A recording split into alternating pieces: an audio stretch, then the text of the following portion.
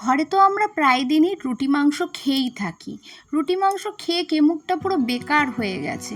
তাই চলো চটজলদি বানিয়ে নেওয়া যাক একটু রুটির থেকে আলাদা কিছু রেসিপি, রুটি নান।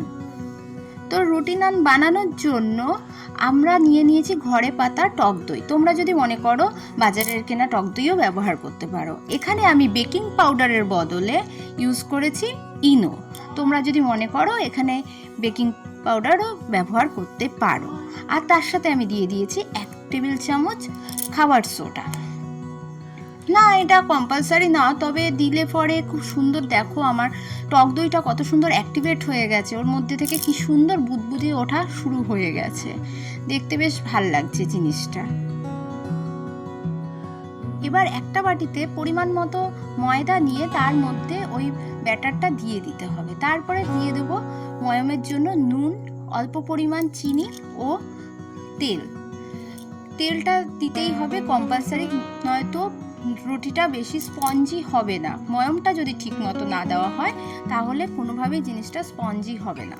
তোমরা এক্ষেত্রে সাদা তেলও ব্যবহার করতে পারো। আর স্বাদের জন্য দিয়ে দিতে হবে একটু পরিমাণ কাঁচা জোয়ান। তারপরে এটাকে ভালোভাবে আমাকে মিশিয়ে নিতে হবে। এক্ষেত্রে আমি রুটিটা মাখার জন্য কিন্তু অবশ্যই ঠান্ডা জল ব্যবহার করব না, ব্যবহার করব গরম জল। হ্যাঁ, গরম জল দিতে হবে, তাও আবার উষ্ণ গরম জল। খুব গরম হলেও চলবে না জলটা, কারণ উষ্ণ গরম জল না দিলে যদি তুমি খুব গরম জল দাও তাহলে আটা বা ময়দা যেটা দিয়েই তোমরা করবে সেই জিনিসটা সেদ্ধ হয়ে যাবে, আর সেদ্ধ হয়ে গেলে নান রুটি কিন্তু অবশ্যই ফুলবে না। এবার আমি প্রায় 1-1.5 ঘন্টার জন্য এটাকে ঢেকে রাখবো।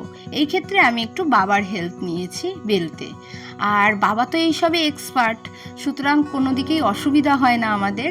এইভাবে কড়াইতে বেলে নান রুটিগুলোকে একদম স্টিমে বসিয়ে দেবে কড়াইয়ের ভেতর।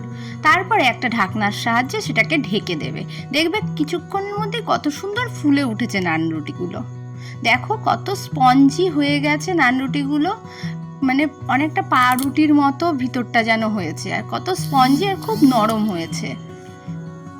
এই ছিল আমার আজকে নান রুটির রেসিপি। যদি তোমাদের ভালো লেগে থাকে অবশ্যই কমেন্টে জানাবে। আবার আসবো আমি নতুনত্ব রেসিপি নিয়ে। রাতের খাবারটা বেশ ভালোই হলো বলো, নান রুটির সাথে কষা মাংস। আবার দেখা হবে পরবর্তী ভিডিওতে। আজকের জন্য টাটা।